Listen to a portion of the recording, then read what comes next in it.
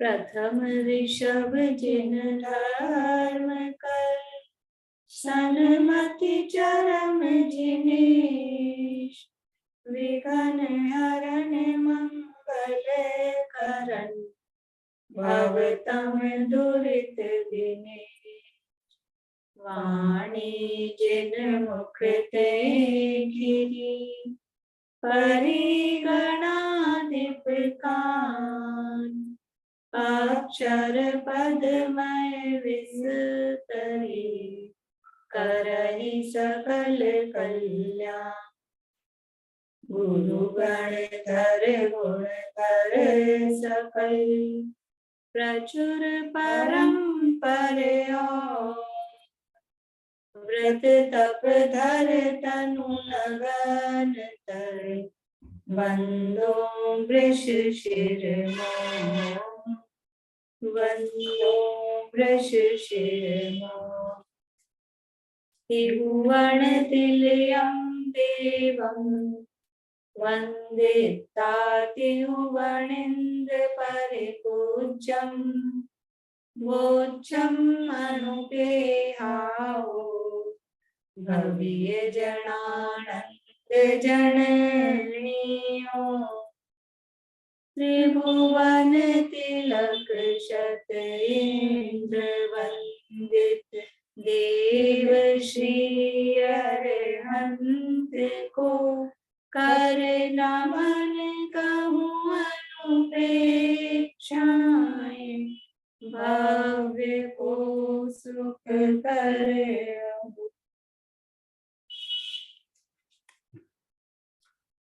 कार्तिकेय अनुप्रेक्षा नामक ग्रंथ है और इसके अंतर्गत ये एकत्वानुप्रेक्षा की चर्चा अपन ने कल से प्रारंभ करी है। आप लोग डिसिप्लिन में रह के पढ़ेंगे गाथाएं।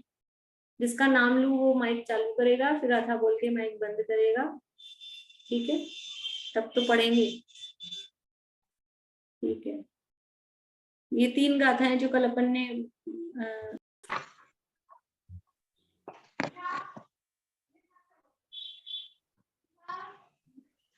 कार्तिकेय अनुप्रेक्षा नामक ग्रंथ है और एकत्व अनुप्रेक्षा की चर्चा यहाँ हमने प्रारंभ की है। एकत्व का मतलब क्या है? एकत्व का मतलब है कि जीव अकेला है। अकेला है तो ये दुखी होने की बात है कि सुखी होने की, खुश होने की बात है? कि जीव अकेला है तो ये दुखी होने की बात नहीं है, क्योंकि फिर जो भी काम है वो सब वो अकेला ही करता है। दूसरा उसमें डिस्टर्ब नहीं करता, वो दूसरे को डिस्टर्ब नहीं करता। जो भी कुछ काम होते हैं, जीवन मरण सुख दुख, वो सब उसके अपने अकेले स्वयं के ही होते हैं। ये यहाँ बता रहे हैं कि जीव अकेला जन्म लेता है, अकेला गर्भ में आता है, अकेला ही वो बालक होता है, युवा होता है, अकेला ही बुढ़ा होता है। अकेला मतलब कि वो जो भी अवस्थाएं हैं उन सब अवस्थाओं को स्वयं वो खुद ही भोगेगा। बालक बने की अवस्था हो, जन्म की अवस्था हो, गर्भ की अवस्था हो, तो उस अवस्था को में जो भी परिस्थितियां बन रही हैं, चाहे आराम की हो चाहे कष्ट की हो, वो कोई दूसरा उसको भोगने वाला नहीं है।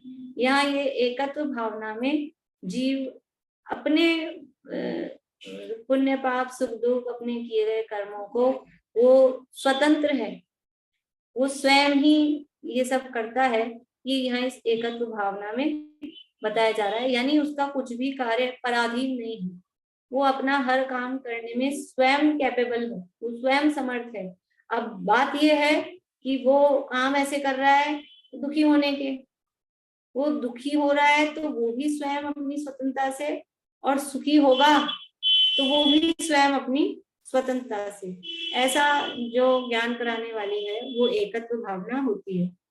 फिर कहाँ अकेला ही रोता है, अकेला ही शोकित होता है, अकेला ही तप्तायमान होता है मानसिक रूप से, अकेला ही मरता है और नरक में भी अकेला ही जाता है। नरक में अकेला जाता है और स्वर्ग में सबको साथ ले जाता होगा तो नहीं, अकेला ही पुण्य करता है, अकेला ही विषयों के सुख को भोगता है, स्वर्ग में जाता है। और मोक्ष में भी जाता है, कर्मों का क्षय करता है, तो कर्मों का क्षय करने में कोई साथ में आ जाते होंगे भाई बंधु, तो वो कोई साथ नहीं आते। कर्मों का क्षय भी अकेला ही करता है, मोक्ष में भी अकेला ही जाता है। ये सब चर्चा कल अपन ने देखी थी। देखिए अब 77 नंबर गाथा है, 35 नंबर पेज है। सुयणोपेक्षन्तो विहु न दुःखलेशमपि सक्कदेगहितुम् न दुःखलेशमपि सक्कदेगहितुम् एवं जानन्तो विहु तो विममत्तं न छन्दे। क्या कह रहे हैं? सुयणोपेक्षन्तो विहु, सुजन यानी जो हमारे परिजन हैं, मित्र हैं, सज्जन हैं, पिक्षन तो विहु, वो देख रहे हैं जीव को इस तरह की परिस्थितियों में, देख रहे हैं तो भी वो दुखम दुख लेसमपि, दुख का लेश मात्र भी, दुख लेसम अपि, दुख का लेश मात्र भी, दुख का अंश मात्र भी, सक्कदे गहिदुम, ग्रहण करने में समर्थ, न पहले दे दिया, न सक्कदे गहिदुम, उस दुख का लेश मात्र भी ग्रहण करने में समर्थ नहीं है। हमारे सुजन मतलब हमारे परिजन मित्रगण, वो सब देख रहे हैं ये परिस्थिति बन रही है, व्यक्ति बीमार पड़ा है, वेंटिलेटर पे है, सांस नहीं आ पा रही है, तड़प रहा है, सब खड़े हैं सारे अगल बगल में, सब चाहते हैं, लेकिन फिर भी उस व्यक्ति के दुख का वो लेश मात्र भी वो ग्रहण नहीं कर सकते। उस व्यक्ति को जो कष्ट हो रहा है वो कष्ट उसको स्वयं को ही भोगना होगा। सब खड़े रहो, खूब रुपया पैसा धन दौलत हो, डॉक्टर खड़े हों, तो भी उसके डॉक्टर खूब सारे होंगे तो क्या, अच्छे अच्छे बढ़िया डॉक्टर होंगे, ढेर सारी दवाइयां होंगी, तो क्या दुख कम हो जाता है? पेन किलर से तो हो ही जाता है, सिर दुख रहा हो, पेन किलर ले ली तो दुख तो कम हो जाता है। कि वो कम टेम्परेरी अपने को ऐसा भासित होता है, ये समझ लो अपने ज्ञान पर आवरण बढ़ाते हैं। वो जो दुख कम दिख रहा है ना, वो दुख वो कुछ कम नहीं होता है, बस वो ऐसा लगता है कि ये हमने गोली ली, निमित्त निमित्त संबंध होते हैं, कभी कभी गोली लेने पर भी ठीक नहीं होता है, कभी कभी क्या बहुत बार होता है गोली ली तो भी असर नहीं करती है। वो तो उदय के हिसाब से है, इधर हमारे साता का उदय आया, उधर हमको गोली लेने का भाव आया, तो गोली ली तो लगता है कि गोली लेने से ठीक हो गया, लेकिन और कोई व्यक्ति हमारे दुख को ग्रहण कर ले ऐसा पॉसिबल नहीं है। सुयणोपिच्छन्तो विहु न दुख लेसम भी सक्कदे गहिदुम एवं जानन्तो विहु, ऐसा जानता है तो भी, ऐसा जानता हुआ होने पर भी, तो भी ऐसा जानने पर भी ममत्तम न छंडे, जब पता है कि सारे सुजन परिजन ये कोई भी हमारे दुख को कोई ग्रहण नहीं करने वाले, जरा सा भी लेश मात्र भी, फिर भी उनसे ममत्व नहीं छोड़ता है। पता है, सबको पता है कि नहीं पता, ये सबको प्रैक्टिकल मालूम है कि नहीं, कि अपने को कोई तकलीफ हो रही हो, बच्चे को कोई तकलीफ हो रही हो, तो माँ उसकी तकलीफ को ले पाती है क्या? वो जो भी अपने राग से जो भी करे और राग में दुखी हो वो बात अलग है, लेकिन वो तकलीफ को ले पाती है क्या? माँ को कोई तकलीफ हो रही हो तो बच्चा क्या उसकी तकलीफ को ग्रहण कर पाता है क्या? नहीं कर पाता है। फिर भी कि हमारे कोई काम नहीं आने वाले सुख दुख में, मालूम है, फिर भी उनसे ममता कम नहीं होती है, उनसे ममत्व बराबर बना के रखता है कि बस यही है, अपने यही है, ये नहीं समझता है कि इनसे अपना कुछ नहीं होने वाला है, फिर भी ममत्व नहीं छोड़ता है। देखिए अन्वय, सुयणो यानी स्वजन कुटुंबी भी जब यह जीव दुख में फंस जाता है तब उसको प्रेक्षंतो विहु, देखता हुआ भी दुख का लेश भी ग्रहण करने को समर्थ नहीं होता है। इस तरह प्रत्यक्ष रूप से जानता हुआ भी ममत्तम न छंडेई, कुटुंब से ममत्व नहीं छोड़ता है। ये प्रत्यक्ष दिखाई दे रहा है कि कोई किसी का सुख दुख वो ग्रहण करने में समर्थ नहीं है, प्रत्यक्ष ही समझ में आ रहा है, फिर भी उस कुटुंब परिवार में ममता कम नहीं होती, कि नहीं साहब काम तो यही आएंगे, फिर भी अंदर मान्यता क्या रहती है, ये मेरा परिवार, ये मेरे परिजन, काम तो यही आएंगे, आड़े वक्त में काम तो यही आएंगे। ये क्या काम आएंगे, ये बताओ क्या काम आएंगे? वो कुछ भी सुख दुख, सुख तो क्या, कुछ भी दुख को वो कम कर देंगे क्या? कि क्या काम आएंगे? वो अपने राग के अनुसार सेवा परिचर्या वो करते हुए दिखेंगे, लेकिन उससे कोई दुख कम नहीं हो जाएगा। दुख तकलीफ जो कष्ट है, जिस भी तरह की जो भी परिस्थिति है, मान लीजिए कैंसर हो रहा है, तो अब कैंसर की जो वेदना होती है अंदर, अब बाहर में कितनी अच्छी वो सेवा करता हो, खुद बेटा बहू खुद करते हो, कोई वो नहीं लगाई हो नर्स वर्स, खुद करते हैं, अपने हाथ से करते हैं, तो भी क्या वो जो अंदर ऐसा सुनते हैं कैंसर में इस तरह की होती है, जैसे बहुत बहुत तीव्र वेदना होती है कैंसर में अंदर, तो वो जो वेदना हो रही है अंदर, वो उसको कितना ले लेंगे, ग्रहण कर लेंगे, कम कर देंगे? नहीं कर सकते। और ये साफ साफ समझ में आता है, दिखता है। फिर भी उधर ही ममत्व, ये नहीं ममत्व कम हो, अपने से अपनापन जोड़े, इनमें परिजनों में ममत्व कम करे, उधर ही मोह मोह मोह बढ़ाता है, उसी का मोह बढ़ाता है। और इसका ये कर देना, उसका ये कर देना, उसको ये दे देना, उसको ये ले आना, इसको बुला लेना, इसको मिला देना, उसी में मोह ममता में ही पड़ा रहता है। ये नहीं सोचता है कि अभी मैं चला जाऊंगा और इनकी ममता में फंसा रहूंगा, कोई कुछ करने वाला तो है नहीं, विचार ही नहीं करता है। भावार्थ, अपना दुख आप ही भोगता है, कोई बता नहीं सकता है। यह जीव ऐसा अज्ञानी है कि दुख सहता हुआ भी पर के ममत्व को नहीं छोड़ता है। यानी दुख सह रहा है और फिर दूसरों के लिए कष्ट सहता है, और दुख सह रहा है, खुद ही अपना कष्ट खुद ही सह रहा है, अपना उदय खुद ही भोग रहा है, फिर भी वो जो दूसरों से जो ममत्व है, उस ममत्व को नहीं छोड़ता। यानी ये बातें कितनी बार कही है अलग अलग शब्दों में, ये मोह का महात्म्य है, मोह नहीं छोड़ता है, ममत्व नहीं छोड़ता है, ये अपनी मान्यता को नहीं सुधारता है। ये स्पष्ट रूप से, प्रत्यक्ष रूप से ऐसा दिख रहा है। ये तो यहाँ कह रहे सुजन है, वरना तो ऐसी स्थिति दिखती है कि वो सब दुर्जन जैसे भी परिजन दिखाई देते हैं, कोई ध्यान नहीं रख रहा है, छोड़ छोड़ के चले गए हैं, छोड़ के ये चला जाता है, तब भी वो उसी में बना रहता है, फिर भी मेरा बेटा मेरा बेटा वही लगा रहता है। ये सब दिखता हुआ भी ममत्व नहीं छोड़ता, कितना गहरा गाढ़ा मोह वो जमा हुआ है, ये यहाँ आचार्य देव दिखाना चाह रहे हैं। अब कहते हैं कि इस जीव के निश्चय से धर्म ही स्वजन है। वास्तव में स्वजन कौन है, वास्तव में अपना कौन है? स्वजन यानी अपना। वो तो जो खड़े हैं ना सारे चारों तरफ, वो दुख कुछ कम नहीं कर सकते, और वो सामने खड़े हैं तो मोह और बढ़ाते हैं। ये सब मोह बढ़ावन हारे, उसमें भी आता है ना समाधि भावना में कि ये तो ही रुलावे सारे, हाँ वो जी को दुर्गति दाता। हाँ, तो वो सामने खड़े रहेंगे, मान लो अपना बेटा खड़ा है, बेटी खड़ी है, अपने रिश्तेदार खड़े हैं, तो बताओ कुछ वीतरागता या वैराग्य आएगा कि मोह ही बढ़ता है? अरे ये बच्चा छोटा है, इसका ध्यान दे, इसका क्या होगा, ये ऐसे है, अंदर वही वही भाव आते रहते हैं, वो जो घर वाले परिजनों को देख के।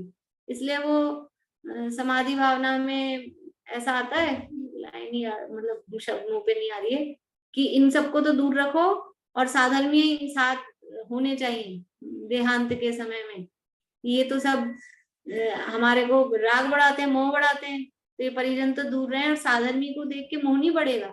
साधर्मी को देख के साधर्मी वात्सल्य आए, और वो भी नहीं, धर्म याद आता है। साधर्मी को देख के धर्म याद आता है, उनके साथ में जो स्वाध्याय किया हो, जो चर्चा की हो, वो याद आती है। ये सब तो जो भी परिजन है वो मोह बढ़ाने वाले हैं। सच्चा परिजन कौन है? सच्चा स्वजन, अपना। स्वजन मतलब अपना। मेरा अपना कौन है? अपना कौन है, ये यहाँ बता रहे हैं, देखिए अपने की पहचान।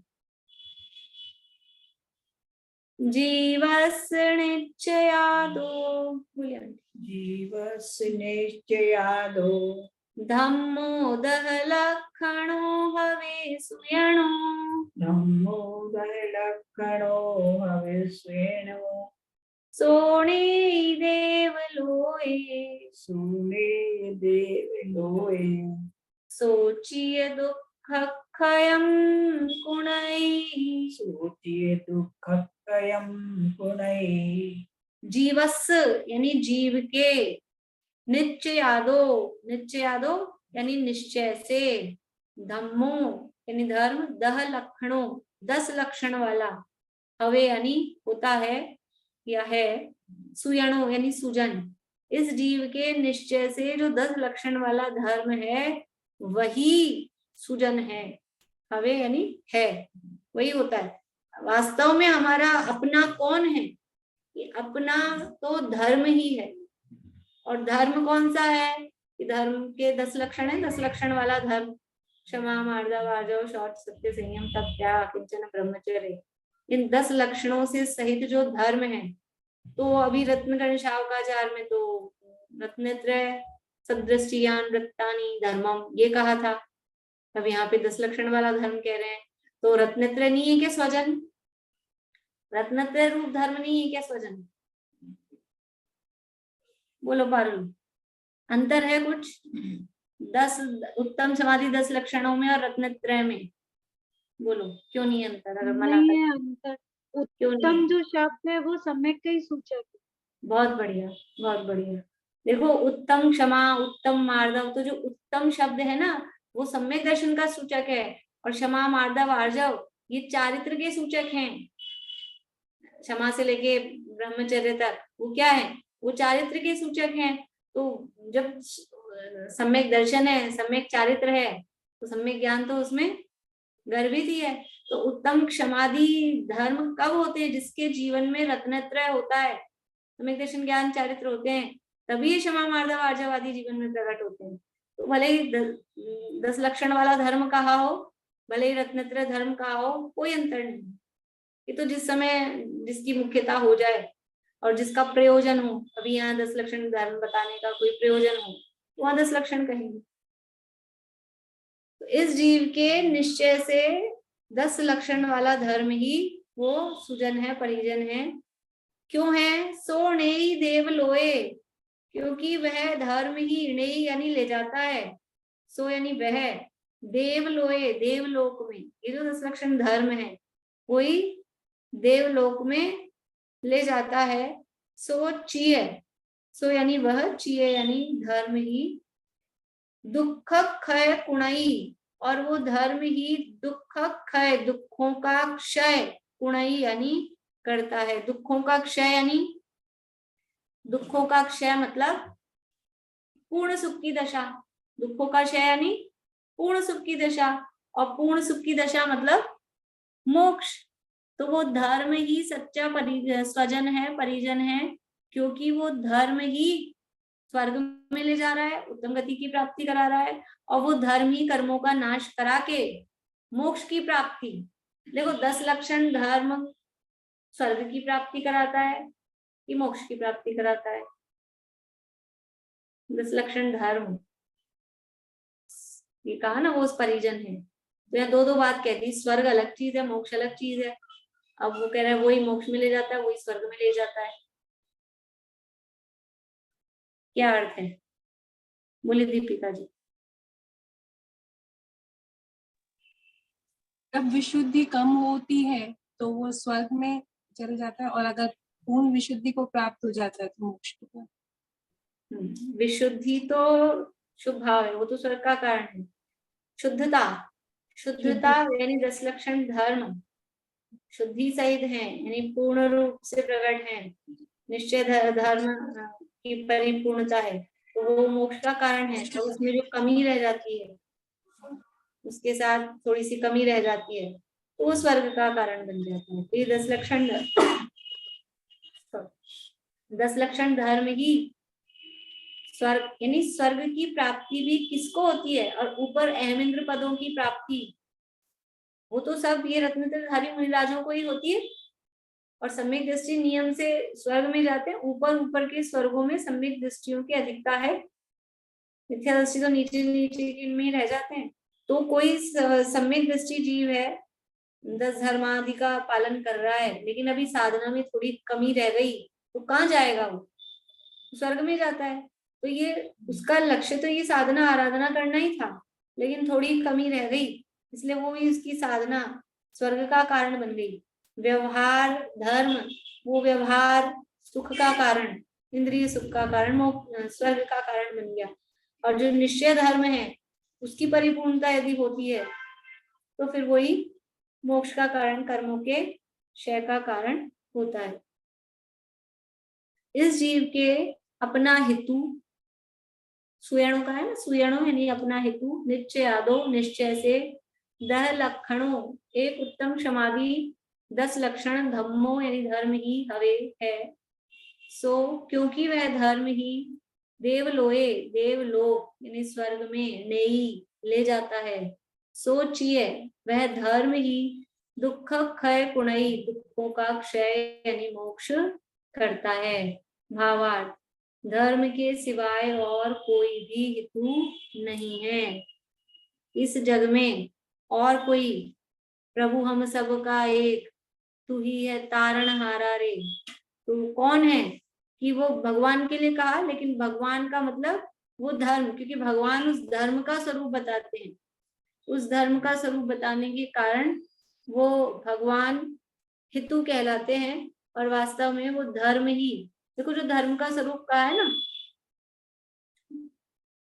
धर्म का जो स्वरूप कहा है, क्या कहा है दूसरे श्लोक में? धर्म किसे कहते हैं? दूसरे श्लोक में धर्म का क्या स्वरूप कहा है? हाँ, सदृष्टि ज्ञान वृत्तानि धर्मम धर्मेश्वरावधू, ये तो तीसरा श्लोक हो गया। दूसरे श्लोक में बोले सुनीता आंटी। देशयामि समीचीनं कर्मनिवारण धर्मम कर्मनिवारणम, कर्मनिवारणं संसारे दुःखता सत्वान्यो धरत्युत्तमे सुखे। ये धर्म का स्वरूप है। संसार दुखदाय सत्वान यो धरत्युत्तमे सुखे, तो जो जीव को दुख से निकालकर उत्तम मोक्ष सुख में पहुंचाए वो धर्म है, वही तो हितु है। हमारा हितकारी कौन है? हितकारी कौन होगा? हमारा मित्र, हमारा हित चाहने वाला कौन होगा? जो हमें दुख की परिस्थिति से निकालकर सुख में पहुंचाए, वही होगा ना हमारा हितकारी। हम तकलीफ में हैं, धूप में खड़े हैं, या और किसी परेशानी से हम परेशान हो रहे हैं, तो हमारा मित्र सच्चा कौन होगा? वो देख लेगा कि ये परेशान हो रहे हैं, तो वो पहुंचाएगा अपने को सही जगह, सही अपने को व्यवस्था करा देता है।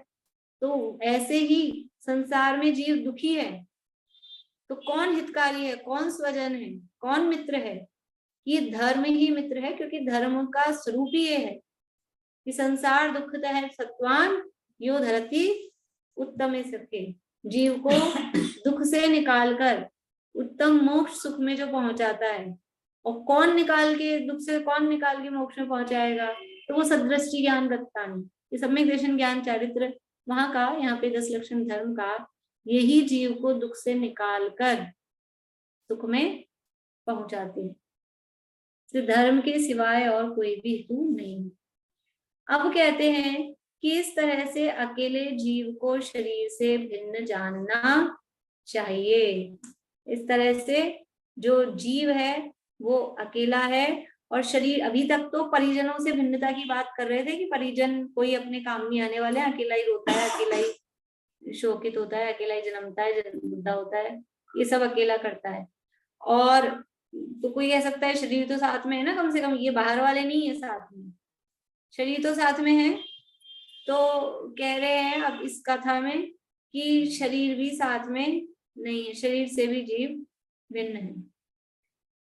सवायरेण जान सर्वायरेण जान एकं जीवं शरीर दो भिन्नम एकं जीवं शरीर दो भिन्नम् जम हि दु मुनिदे जीवो जम्मे मुनिदे जीवो ओदीयसे खणे हेयम् ओदीयसे संखणे हेयम् ओदीयसे संखणे हेयम् ओदीयसे संखणे हेयम् सवायरेण जान एकं जीवं शरीरतो भिन्नं जम्हितुमुनिदे जीवो ओदीयसे संखणे हेयम् सवायेन जाने एकं जीवं शरीरतो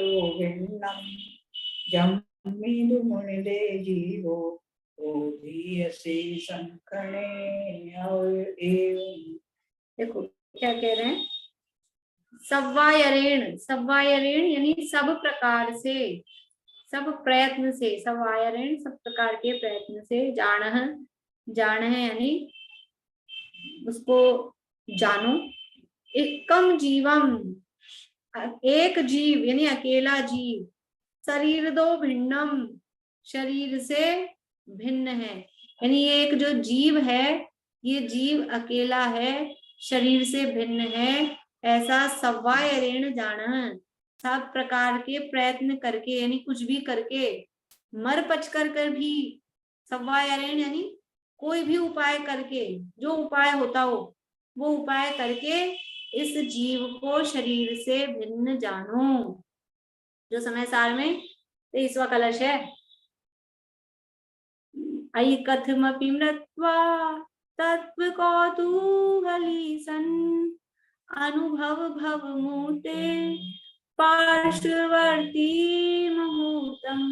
ऐकथमपि मृत्वा, कैसे भी करके, मर के भी, ऐसे बोल रहे हैं मर ही जाएंगे तो फिर क्या करेंगे, मतलब ये है भाव समझना उसका कि सब हर प्रयत्न से कुछ भी कोशिश करके क्या करो, तत्व का कौतूहली बनो। तत्व का कौतूहली मतलब, तत्व मतलब ये आत्म तत्व, इस आत्म तत्व को प्राप्त करने की जिज्ञासा, जिज्ञासा शब्द अकेला नहीं, कौतूहली मतलब बस मुझे तो यही प्राप्त करना है, ऐसी एक जो ललक धगस लगी रहती है, उसका नाम है तत्व कौतूहली।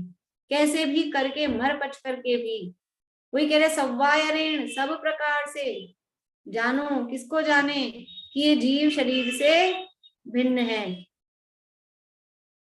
जम्मी तू मुनिदे जीवो, और जम्मी यानी जब, ये मुनिदे, मुनिदे यानी जान लेगा, जीवो यानी जीव, जब जीव ये ऐसा जान लेगा, होदी अशेषम खणे हेयम, तब अशेषम यानी जो और बच गए हैं, संपूर्ण, अशेष का मतलब होता है संपूर्ण, शेष तो बचे हुए को कहते हैं, अशेष मतलब संपूर्ण, कुछ भी बचा नहीं, अशेष कुछ भी शेष नहीं रहा, तो कुछ भी शेष नहीं रहा यानी संपूर्ण, तो तब संपूर्ण खणे, खणे यानी क्षण मात्र में, हेयम यानी हे हो जाते हैं।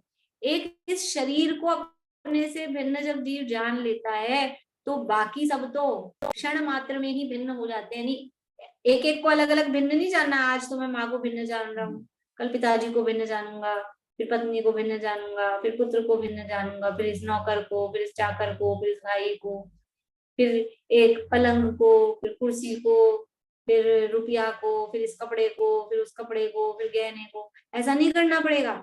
एक इस शरीर को अपने से भिन्न जाना तो फिर क्या होता है, बाकी सब तो एक क्षण में, क्योंकि ये जिनसे भी संबंध थे, ये संबंध किसके कारण थे, माता पिता भाई बहन पत्नी,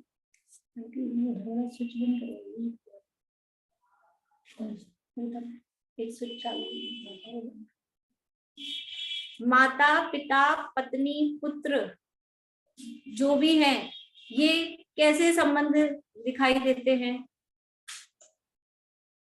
कैसे हैं इनसे संबंध, कि शरीर से जिनकी उत्पत्ति हुई, शरीर से जिनकी उत्पत्ति हुई वो माता पिता, शरीर से जो उत्पन्न हुए वो पुत्र पुत्री, और शरीर के सुख दुख में जो कोई निमित्त बनता है वो पत्नी, और इसी तरह से शरीर को जो कोई अनुकूल हो भाई मित्र, सब शरीर से है ना। शरीर के लिए जो कोई अनुकूल हो तो वो ये जो भी सामग्री है, रुपया पैसा धन दौलत, ये सारे संबंध किसके कारण बन रहे हैं, हम रुपया पैसा धन संपत्ति जीव क्यों चाहता है, 2000 का नोट बंद हो गया, अब ढेर सारे आपको 2000 के नोट लाके देंगे, कोई लेगा? फ्री में दे रहे अब तो यूं ही, लो भाई ले जाओ थैले भर के 2000 के नोट। क्यों क्यों क्यों लेगा? कि वो 2000 का नोट हमारी इस शरीर की अनुकूल सामग्री प्राप्ति में कारण बनता था। अब वो जब बंद हो जाएगा तो वो कुछ नहीं, उससे एक ढेला ही नहीं आएगा। 2000 को क्या करें? तो फिर क्या करेंगे? फिर कोई नहीं, रुपया पैसा को ऐसा कोई नहीं चाहता है। रुपया पैसा इसीलिए चाहते हैं कि उससे हमको शरीर के लिए अनुकूल सामग्रियों की प्राप्ति होती है, इसीलिए चाहते हैं ना कि रुपया पैसा हो तो अपन कुछ खरीद लें, कुछ अपने अच्छी लाइफस्टाइल कर लें, कि रोग शोक हो जाए तो अच्छा इलाज करा लें, अच्छा भोजन कर लें, अच्छी क्वालिटी की चीजें खाएं। वो सब किसके लिए है? वो सब शरीर के लिए है। तो इस शरीर से संबंध है सारा, और इस शरीर को जैसे तैसे करके अपने से भिन्न जान लो, सब प्रकार के प्रयत्न करके, तो बाकी सबका मतलब एक जगह सारा मेहनत कर लो, एक जगह मेहनत हो गई तो फिर बाकी सारे तो क्या होगा, क्षण मात्र में भिन्न हो जाएंगे। जो सामयिक पाठ है अमित गति आचार्य वाला, उसका पद्यानुवाद है। तन से जिसका एक नहीं हो, सुततीय मित्रों से कैसे, चर्म दूर होने पर तन से रोम समूह रहे कैसे। इस शरीर से जिसका अपनापन नहीं है तो फिर सुततीय मित्र, पुत्र, सुत यानी पुत्र, तीय यानी पत्नी, और मित्र, उनसे कैसे संबंध होगा? ये शरीर से चमड़ी अलग कर दी, चर्म दूर होने पर तन से, चमड़ी तो अलग हो गई लेकिन रोम बच गए। रोम होते हैं, छोटे छोटे बाल होते हैं शरीर पे, हमने चमड़ी तो निकाल दी लेकिन वो रोम बच गए। ऐसा हो सकता है? जब चमड़ी ही निकल गई तो रोम कहाँ से बचेंगे? कोई व्यक्ति शादीशुदा था और फिर वो पति पत्नी में झगड़ा होने लग गया तो क्या हुआ कि बिल्कुल नहीं बन रही तो तलाक ले लो। तो तलाक के लिए अर्जी लगाई, तलाक लेना है। तो व्यक्ति पूछे कि वो बहुत सारी ले आया कागज अर्जी के, तो वकील ने बोला ये क्या कर रहे हो इतने सारे एक कागज पे लिखो मुझे इससे तलाक लेना है, उसकी अपनी मतलब याचिका वो जो भी है अपनी अर्जी लगाओ। तो बोले नहीं, ये तो पत्नी से तलाक के लिए, फिर ये ससुर से तलाक के लिए, फिर ये सास से तलाक के लिए, ये साले से तलाक के लिए, ये साली से तलाक के लिए। ऐसा 10-20 जो भी रिश्तेदार हैं, बुआ सास, चाचा सास, चाची सास, मामी सास, इन सब से तलाक के लिए अलग अलग एप्लीकेशन लगानी पड़ेगी। कि एक पत्नी से तलाक हुआ तो फिर सारे रिश्ते, देखो शादी होती है तो एक से रिश्ता जुड़ता है, एक से रिश्ता जुड़ा, एक से रिश्ता जुड़ते ही फिर वो सास के साथ अलग कोई डोरा वोरा बांध के उसके संबंध जोड़ना पड़ता होगा, ससुर के साथ अलग संबंध जोड़ना पड़ता होगा है, और फिर वही जो भी रिश्तेदार हैं, साला साली जितने भी हैं, सबसे अलग अलग कोई डोरा बांध के संबंध करना पड़ता है क्या? जैसे इधर पाणी ग्रहण होता है तो उनके साथ भी पाणी ग्रहण हो कि अभी इनसे रिश्ते बनाएंगे, ऐसा कुछ होता है? एक से रिश्ता जोड़ा था तो जितने थे उसके रिश्तेदार 1000, सबसे रिश्ता जुड़ गया, और एक से रिश्ता तोड़ा तो जितने उसके रिश्तेदार थे सबसे रिश्ता टूट गया। तो इस शरीर से रिश्ता जोड़ रखा है अनादिकाल से, ये शरीर मैं हूं, शरीर को अपना माना, तो फिर जितने भी संबंध हैं, अवस्थाएं हैं, उन सब में अपनापन, ये मैं, ये मैं, ये मैं, ये मेरी, वो सबसे अपनापन जुड़ गया। तो जड़ क्या है? उस दुख की जड़ है शरीर से अपनापन। ये जितने ज्यादा हम रिश्ते फैलाएंगे उतना ही परेशान होता है व्यक्ति, जितने ज्यादा जिसकी रिश्तेदारी है उतना ही परेशान रहता है, यहाँ ना जाना, ये वो मुश्किल। तो ये वो संबंध तोड़ा, इस शरीर से संबंध तोड़ा, तो शरीर से संबंध तोड़ते ही बाकी सब अपने आप ही पर, जब यही मैं नहीं हूं तो फिर औरों से क्या संबंध है मेरा? क्योंकि वो संबंध तो इसके कारण से था ना, जब पत्नी से ही तलाक हो गया तब को किसकी सास किसका ससुर? सास ससुर तो रहेंगे ना, अकेले पत्नी को तलाक दिया है, सास ससुर के पास तो जाएगा आएगा।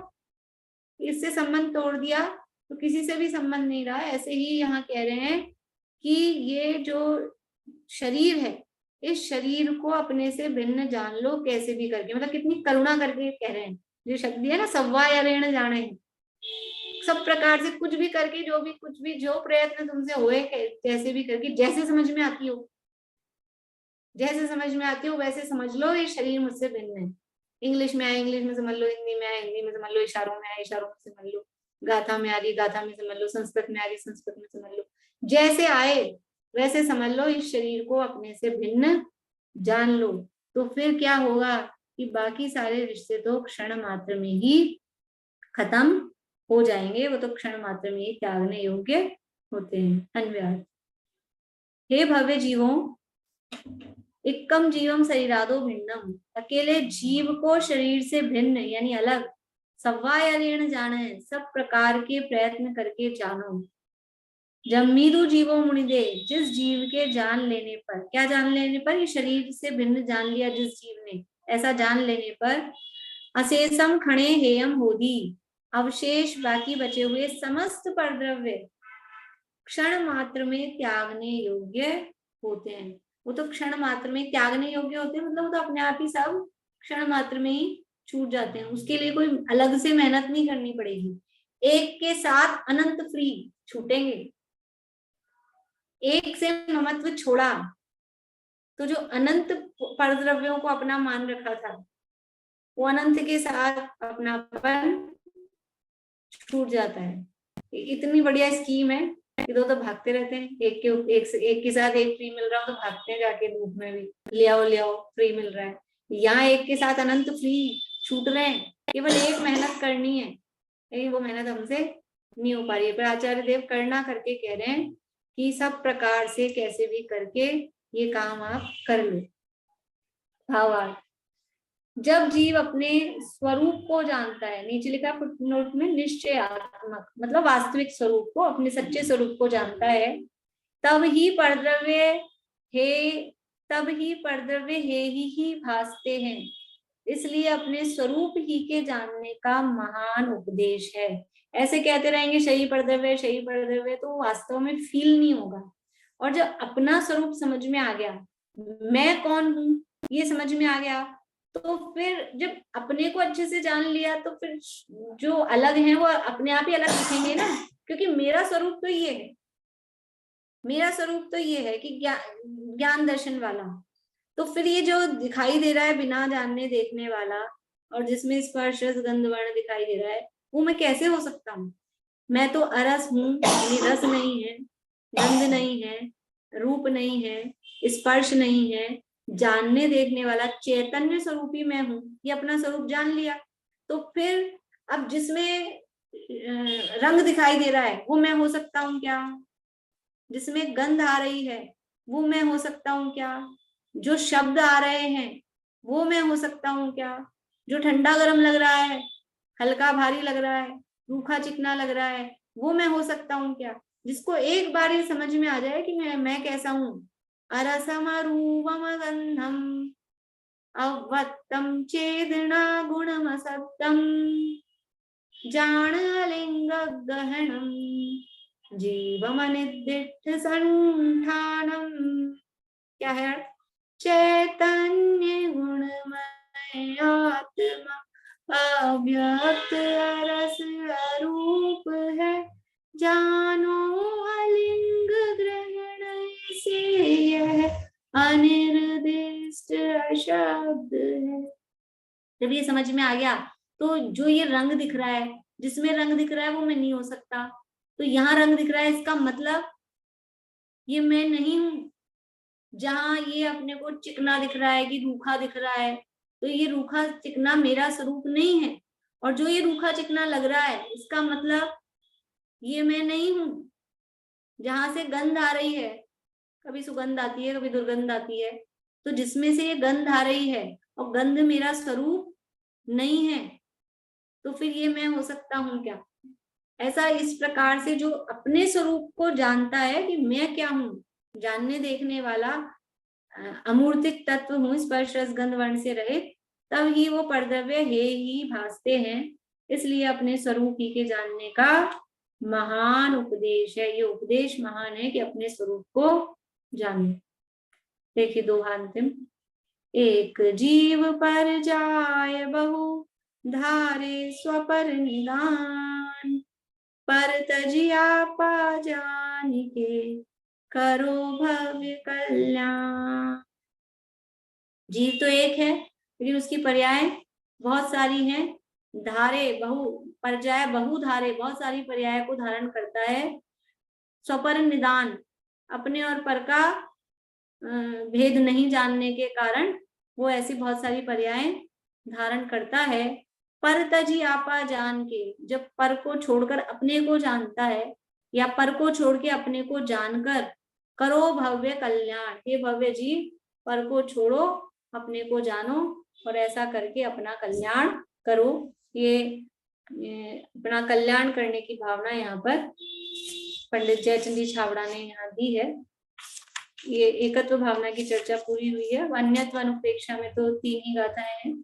कल उसको, आज तो मंगलवार है ना, कल ये अपन अन्यत्व अनुपेक्षा की चर्चा पूरी कर लेंगे। अशुचि भावना में भी कमी है।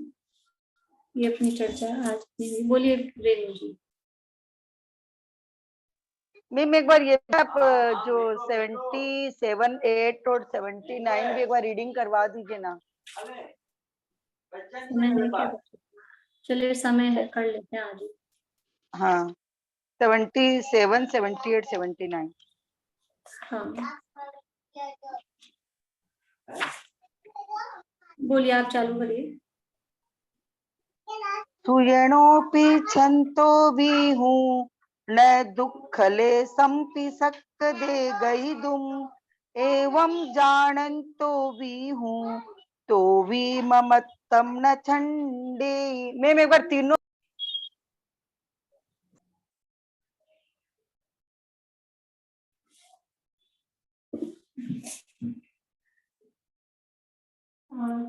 तो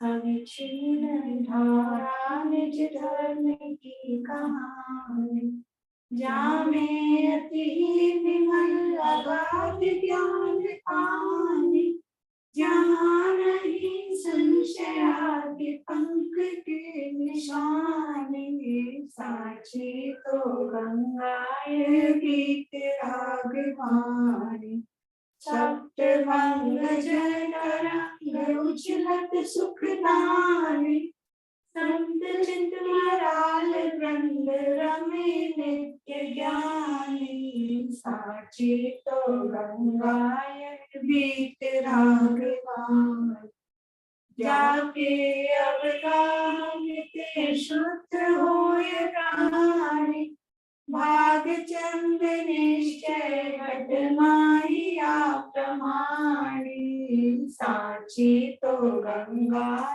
गीत राग वाणी, अविच्छिन्न धारा निज धर्म की कहानी।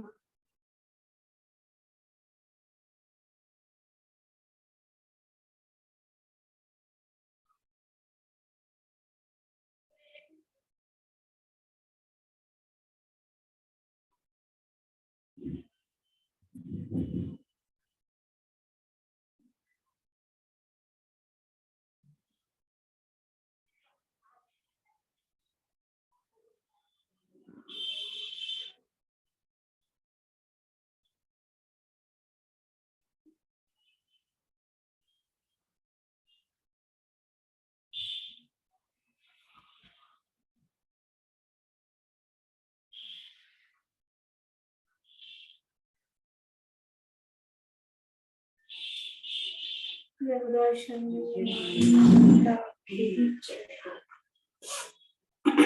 संतान जी।